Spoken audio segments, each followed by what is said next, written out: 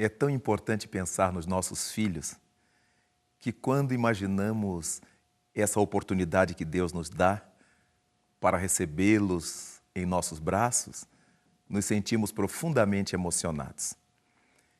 Ficamos a imaginar a beleza da maternidade e a bênção que as mulheres sentem em suas vidas quando têm oportunidade de dar à luz um filho.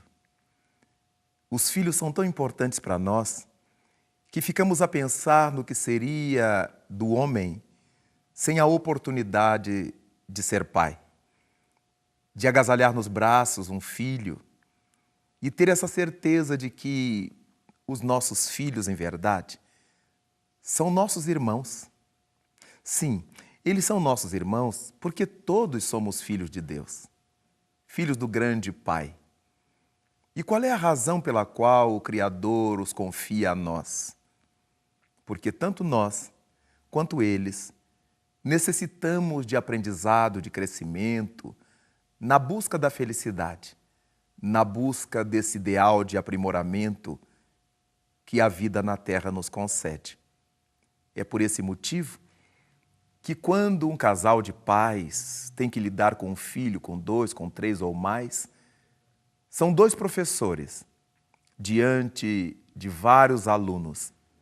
São vários alunos lidando com os mesmos professores. Cada pai vai entendendo que os filhos são diferentes. A princípio se imaginava que poderíamos criar todos os filhos da mesma maneira, dar-lhes a mesma orientação, a mesma educação.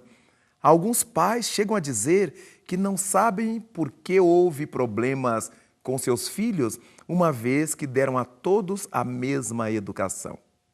Está exatamente aí o fenômeno da falha.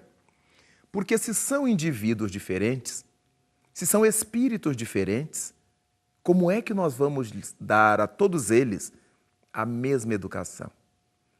Temos que ter o mesmo padrão de comportamento ético, moral com os nossos filhos, mas sabendo que cada um deles precisa de um espectro educacional diferente, uma estrutura educacional diferente. Há filhos para os quais nós falamos uma vez e eles entendem para sempre. Há outros que temos que falar muitas vezes a mesma coisa para que eles demonstrem compreender. E há aqueles para os quais falamos a vida inteira e eles mostrarão que não conseguiram entender e nem nos atender. Desse modo, se torna muito válido que travemos um contato com a educação de tal maneira que passemos a incentivar os nossos filhos nesse processo de elaboração deles próprios para a vida. Uma vez que educar se refere a um processo bastante sutil, bastante profundo, demorado. Educar significa aprender a extrair do educando aquilo que ele tem, aquilo que ele é, seus valores, fazer uma diagnose, diríamos assim, da condição do nosso filho. Todas as vezes que o fazemos, percebemos aquilo em que eles já estejam bons, aquilo que eles já sabem, aquilo que já conseguem realizar com facilidade e as coisas para as quais eles ainda têm dificuldades. Somente quando notamos as coisas nas quais nossos filhos já estão garantidos, as coisas em que eles estão fragilizados e aquelas em que eles estão zerados, é que nós conseguimos então elaborar um projeto educacional para eles. Cada filho é um filho de maneira diferente. E cabe-nos, a nós, os pais, lidar com eles, burilando esse processo educativo e dando-lhes incentivos para que eles gostem desse processo educativo.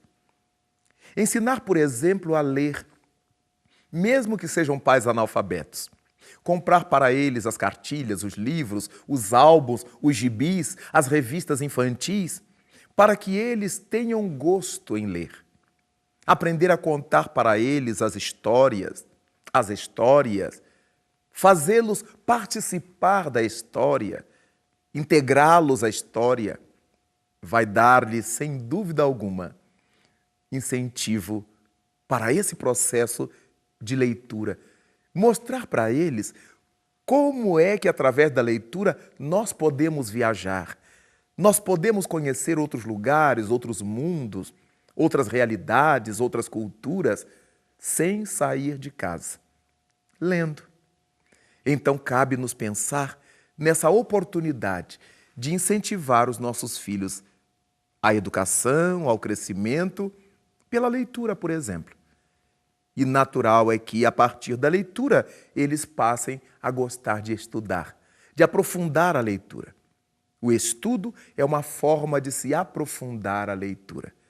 E nós estaremos contribuindo para que esse processo avance cada vez mais.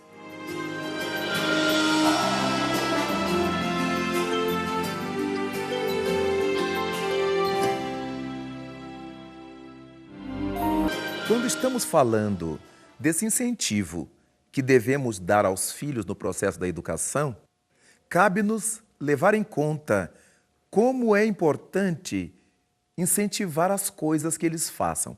Às vezes as crianças nos trazem papéis que eles fizeram garatujas, em que eles escreveram nomes, fizeram os seus desenhozinhos. Vale a pena que a gente incentive, que a gente olhe. Muito bem, meu filho, que bonito, está ficando bom, vai ficar melhor. Vale a pena quando eles nos tragam as lições da escola, ainda que seja do jardim, para fazer em casa, que participemos com eles, que digamos que está bom, que está bonito, ajudemos-los a corrigir aqui ou ali, incentivando. Há muitos pais que teimam a dizer que seus filhos não fazem mais que sua obrigação. Eles teimam dizer isto porque ainda não se sensibilizaram para a importância de se incentivar as crianças para o estudo, para a leitura, nas mínimas coisas que eles apresentem. Sabemos que são coisas simples, muitas vezes, que as crianças fazem, mas para elas são coisas tão importantes, vale a pena incentivar. Às vezes, diante do nosso adolescente, naquela fase ranzinza do adolescente, naquela fase em que ele cobra tudo, naquele período em que para ele nada está bom, em que ele deseja tantas coisas, dominar o mundo e dar mais atenção aos seus amigos, aos brinquedos, aos jogos, cabe aos pais estar com eles, orientando, junto dele, mostrando o quanto que eles já conseguiram superar isso ou aquilo. Se vamos assistir a um jogo de bola, a um jogo de futebol, a um tênis, ao que for em que eles estejam participando, tratar de incentivá-los. Mesmo que a gente note que o nosso filho é um perna de pau, mas ele gosta de futebol. Meu filho, você pode melhorar, você tem muito a melhorar. E isso vai ajudando a nossa criança a se elaborar. Mostrar que ela é capaz. E nunca dizer que ela é ignorante, que ela é incapaz, que ela nunca aprenderá, que ela é estulta, que ela é parva. Todas essas expressões vão se delineando no imaginário da criança, que às vezes não entende bem o que a palavra quer dizer, mas capta a carga de energia negativa com que essa palavra tenha sido dita. E essa carga negativa é que vai pesar sobre a alma desse indivíduo. Meu pai um dia me disse tal coisa. Minha mãe me falou tal coisa. E como para a criança, seu pai não mente, sua mãe não mente, isso passa a ser verdade, a se constituir verdade na sua intimidade psicológica. Há tantos problemas causados na vida da pessoa adulta pelos pelos traumas da infância.